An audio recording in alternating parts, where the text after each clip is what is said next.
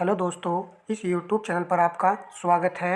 R O exam के लिए आज की क्लास में 32 प्रश्नों को शामिल किया गया है और ये सभी प्रश्न इम्पोर्टेंट रहने वाले हैं। सभी दोस्तों से एक हमारी रिक्वेस्ट है कि सभी भाई वीडियो को लाइक शेयर अवश्य किया कीजिए भाई। ऐसा मत किया करो कि वीडियो को लाइक ही नहीं करना है, सभी को लाइक करना है। चलिए क्लास को आरंभ करते हैं। नागरिकता जो कि भाग 2 में है, ए का 3 आएगा।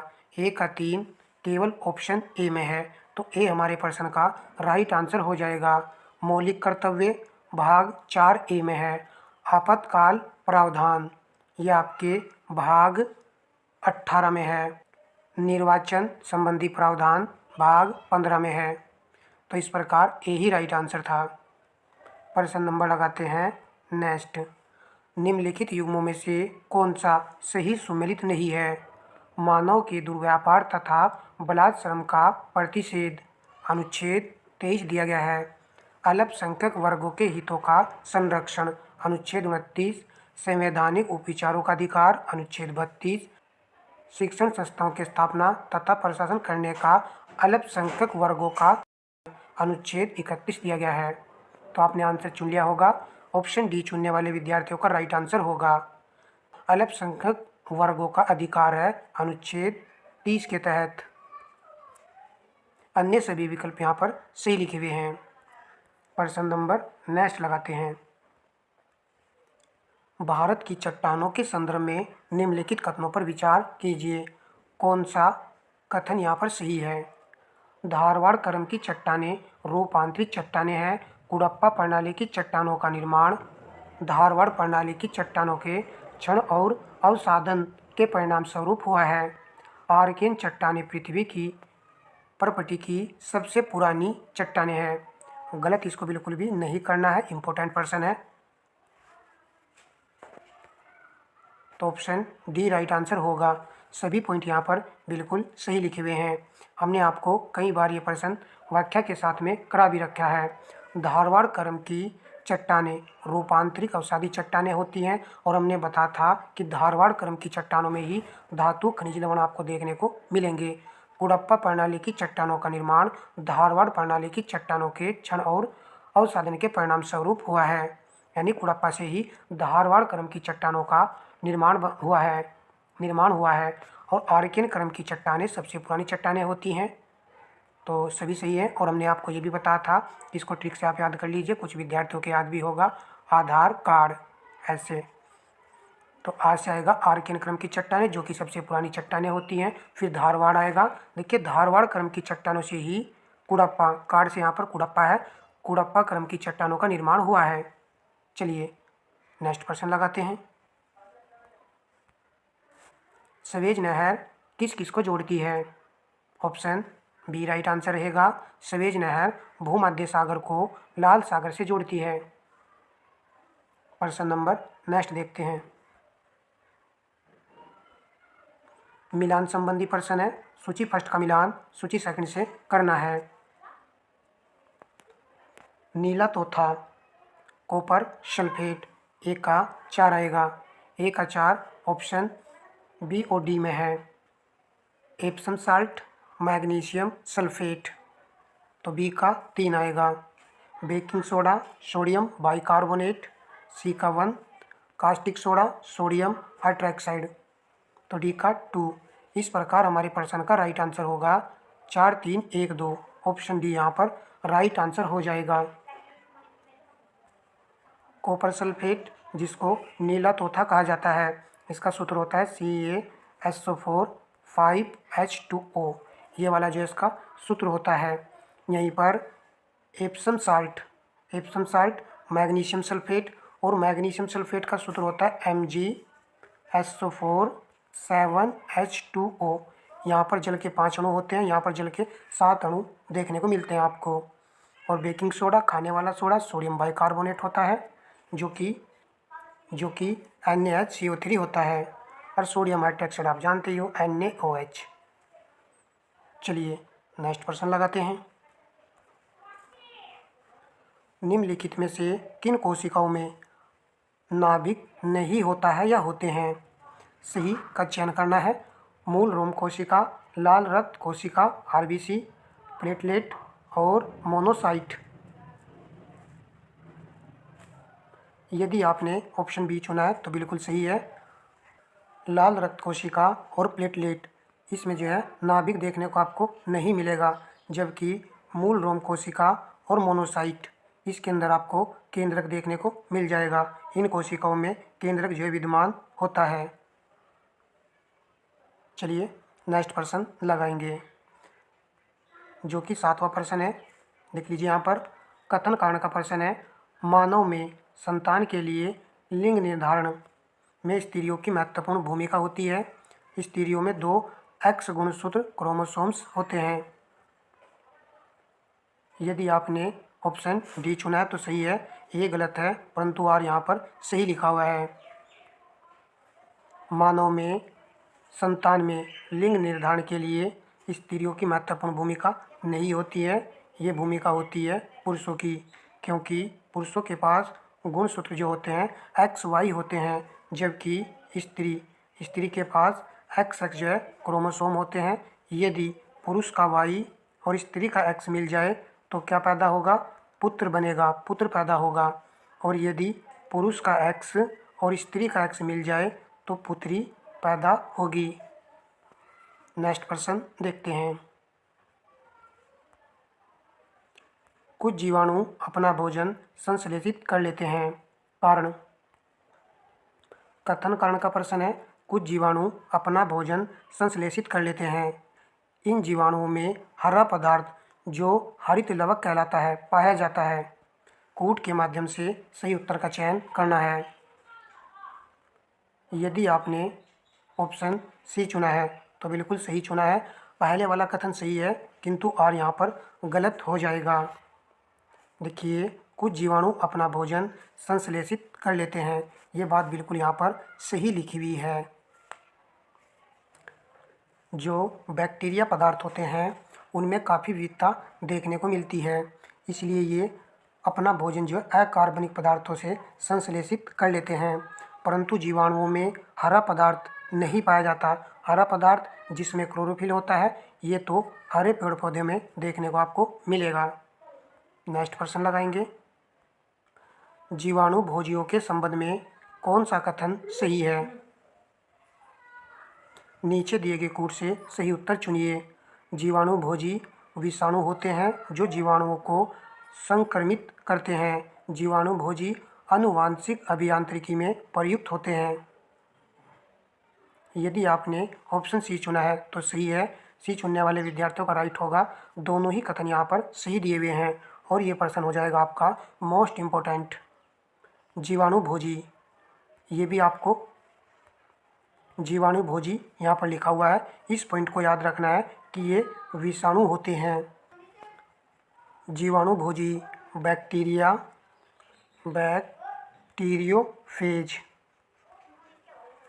बैक्टीरियोफेज, ये वायरस होते हैं। इम्पोर्टेंट पॉइंट है, याद रखना है। और जीवाणु भोजी में ये आनुवांशिकी होते हैं, इनमें आपको DNA देखने को मिलेगा। नेक्स्ट प्रश्न लगाते हैं।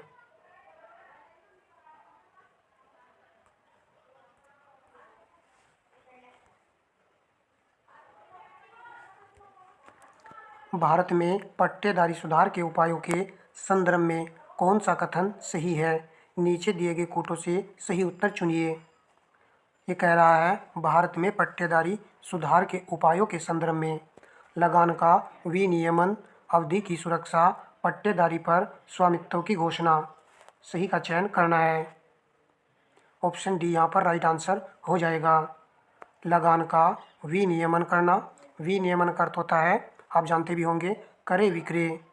और अवधि की सुरक्षा, अवधि की जो समय सीमा थी उसकी सुरक्षा की ये गारंटी देता था। पट्टेदारों पर स्वामित्व की घोषणा। भारत में पट्टेदारी सुधार के ये कुछ उपाय हैं। प्रश्न नंबर 11 देखते हैं। निम्नलिखित में से कौन सा सही सुमेलित नहीं है? फसल और रोग। चना में क्या टीका रोग लगता है? नहीं, टीका रोग तो बहुत ही फेमस रोग है जो कि आपको मूंगफली में देखने को मिलता है। यानी कि मूंगफली की फसल में ये रोग लगता है। मटर में बुकनी रोग, तिल में फाइलोडी रोग, तिल में फाइलोडी रोग, इसको जो है नोट कर सकते हो। गन्ना लाल सड़न रोग, गन्ने का ये भी फेमस रोग है। लाल सड़न रोग देखने को मिलता है गन्ने में और ये गन्ने के बीच में होता है। तो यहाँ पर ए राइट आंसर था, यही सही सुमेलित नहीं था। और हाँ दोस्तों, चने की फसल में जो रोग देखने को मिलता है उसका नाम है उकटा रोग, उकटा रोग। नेक्स्ट प्रश्न लगाते हैं। कथन कारण का प्रश्न है, बायोगैस ऑक्सीजन की अनुपस्थिति में बायोमास के क्षय के दौरान उत्पन्न गैसों का मिश्रण है। ये बायोमास एक उत्कृष्ट ईंधन है जो बिना धुएं पैदा किए जलता है, ये कारण में कह रहा है। और आपको सही कथन का चयन करना है। ऑप्शन बी राइट आंसर होगा। ए और आर दोनों सत्य हैं, लेकिन आर ए की सही व्याख्या नहीं है। पहली लाइन में कह रहा है बायोगैस ऑक्सीजन की अनुपस्थिति में बायोमास के क्षय के दौरान उत्पन्न गैसों का मिश्रण है। बिल्कुल सही है, क्योंकि इसका सूत्र होता है CH4 और ये बिना धुएं के साथ में जलता है, जो कि एक उत्कृष्ट ईंधन है। प्रश्न नंबर लगाएंगे नेक्स्ट।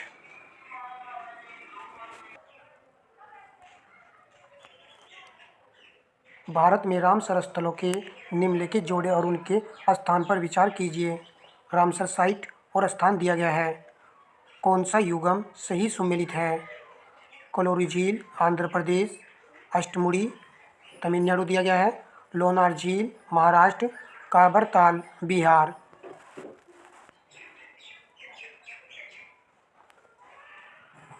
तो पहले वाला पॉइंट बिल्कुल सही है, उस हिसाब से आप ऑप्शन बी हटा दीजिए। और दूसरा पॉइंट अष्टमुड़ी जो कि गलत है, ये केरल में है। तो दूसरे वाले को भी काट दीजिए जहाँ जहाँ पर दूसरा है। तो ऑप्शन सी राइट आंसर हो जाएगा। ऐसे आप प्रश्न का आंसर इजीली तरीके से लगा सकते थे। काबरताल, इसको नोट कर लेना है, ये कहाँ पर है? बिहार में है। प्रश्न नंबर 14 लगाते हैं। भारतीय अंतर्राष्ट्रीय व्यापार मेले के 43वें संस्करण में कौन से राज्यों ने भागीदार राज्यों के रूप में भाग लिया? इंपॉर्टेंट रहेगा ये प्रश्न भी। ऑप्शन ए राइट आंसर है बिहार उत्तर प्रदेश। बिहार उत्तर प्रदेश जो है भागीदार राज्यों के रूप में भाग लिया था भारतीय अंतर्राष्ट्रीय व्यापार मेले में। उत्तर प्रदेश यहाँ पर शामिल है, इसलिए इम्पोर्टेंट हो जाएगा। प्रश्न नंबर नेक्स्ट है। 14 नवंबर 2024 को 5 फ्लीट सपोर्ट शिप में पहले शिप का कील लेइंग समारोह कहाँ आयोजित किया गया? तो डी राइट आंसर है हिंदुस्तान शिपयार्ड लिमिटेड, विशाखापत्तनम में।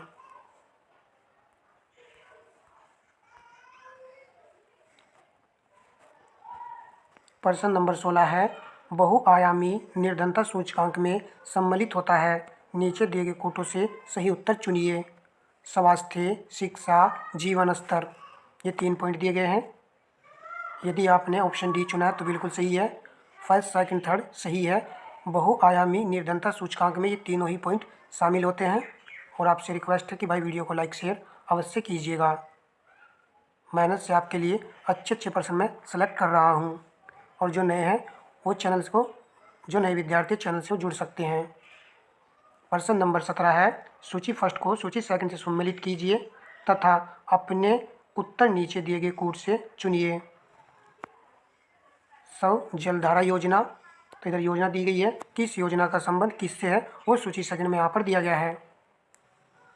तो लॉजिकल तरीके से आपको इस प्रश्न को सही करना है।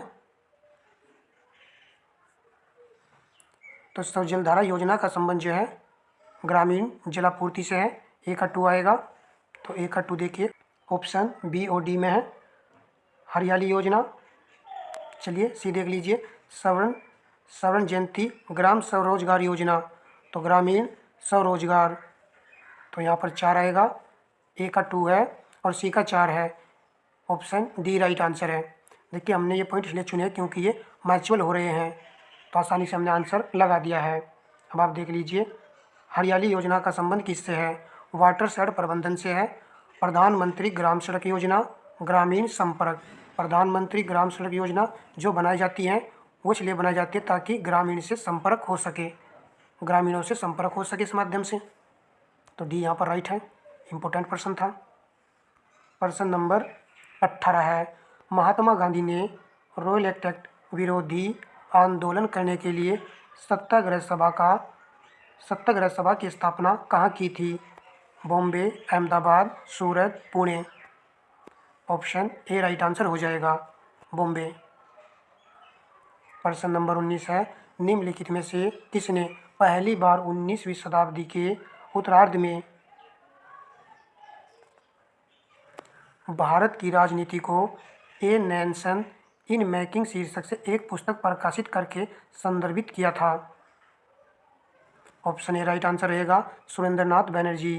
ए नेशन इन मेकिंग पुस्तक को प्रकाशित किया था सुरेंद्रनाथ बनर्जी ने। प्रश्न नंबर नेक्स्ट लगाते हैं, सूची फर्स्ट का मिलान सूची सेकंड से आपको करना है। सूची फर्स्ट में लोक नृत्य दिए गए हैं, सूची सेकंड में क्षेत्र दिया गया है। तारंग मेल लोक नृत्य, ये लोक नृत्य आपका गोवा का है। दादरा उत्तर प्रदेश का है।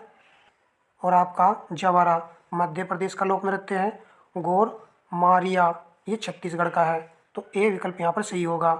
2, 1, 3, 4 इम्पोर्टेंट है, लोक नृत्य एग्जाम में 100% आता है एक। और ये ऐसे हैं कुछ ही विद्यार्थियों को पता होगा इन चारों का, तो कुछ को नहीं पता है तो भैया इसको नोट कर लीजिएगा। प्रश्न नंबर 21 लगाते हैं, भारतीय संसद के प्राधिकार के परिसीमन से संबंधित निम्नलिखित कथनों पर विचार कीजिए। कौन सा कथन सही है? सही कथन का चयन करना है। अधिकांश महत्वपूर्ण विधियों का संसद में पुनः स्थापन राष्ट्रपति की पूर्व सहमति से ही होता है। संसद को संविधान द्वारा निर्धारित अधिकारिता के भीतर ही क्रियाशील होना होता है। तो ऑप्शन डी राइट है, केवल 2 वाला कथन यहाँ पर सही लिखा हुआ है। संसद को संविधान द्वारा निर्धारित अधिकारिता के भीतर ही क्रियाशील होना पड़ता है, संविधान के दायरे में ही कार्यशैली को करना पड़ता है। पहले वाला कथन यहाँ पर गलत हो जाएगा, अधिकांश लिखा हुआ गलत है, कुछ यहाँ पर आएगा।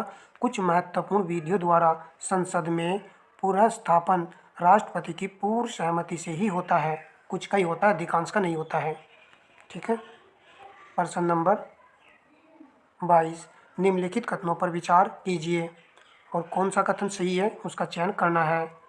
लोकसभा की कुल निर्वाचित सदस्यता राज्यों में राज्यों की जनसंख्या और क्षेत्रफल के आधार पर वितरित है। भारत के संविधान के 84वें संशोधन अधिनियम ने 42वें संशोधन द्वारा अधिरोपित निर्वाचन क्षेत्रों के परिसीमन पर लगी रोक को हटा लिया गया। तो सी राइट है, सी चुनने वालों का यहाँ पर सही हो जाएगा, दोनों ही यहाँ पर सही लिखे हुए हैं। भारत के संविधान के 84वें संशोधन अधिनियम ने 42वें संशोधन द्वारा अधिरोपित निर्वाचन क्षेत्रों के परिसीमन पर लगी रोक को जो हटा दिया गया था। निर्वाचन क्षेत्रों के परिसीमन पर जो रोक लगी थी उसको 84वें संशोधन अधिनियम ने 42वें संशोधन द्वारा हटा दिया गया था, इम्पोर्टेंट है। और लोकसभा की कुल निर्वाचित सदस्यता राज्यों में राज्य की जनसंख्या और क्षेत्रफल के आधार पर ही निर्धारित होती है। यदि एक जिले में लोकसभा की 2 सीटें हैं तो इसका मतलब यह है कि वहाँ का क्षेत्रफल और जनसंख्या देखी जाती है, तभी जाकर के उस जिले में 2 सीटें लोकसभा की निर्धारित हुई हैं। किसी किसी जिले में 1 होती है और किसी जिले में 2 होती है, उसका कारण यही है। प्रश्न नंबर लगाएंगे 23, हाल ही में G7 देशों ने वैश्विक न्यूनतम कॉर्पोरेट कर के लिए एक समझौते पर हस्ताक्षर किए। यह निम्नलिखित में से किस मुद्दे को हल करने में मदद करेगा? G7 देशों ने वैश्विक न्यूनतम कॉर्पोरेट कर के लिए एक समझौते पर हस्ताक्षर किए। ऑप्शन डी राइट आंसर रहेगा। बहुराष्ट्रीय कंपनियों के आधार क्षण और लाभ हस्तांतरण को कम करने में ये मदद करेगा। इकोनॉमिक्स का प्रश्न है। प्रश्न नंबर नेक्स्ट है, सूची फर्स्ट का मिलान सूची सेकंड से करना है।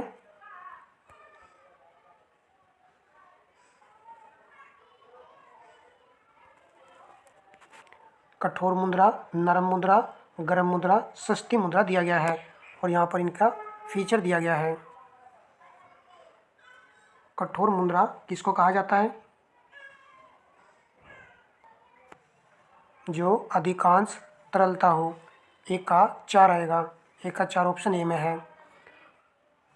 नरम मुद्रा ये सभी जानते भी होंगे, आसानी से जो उपलब्ध होती है उसी को नरम मुद्रा कहा जाता है।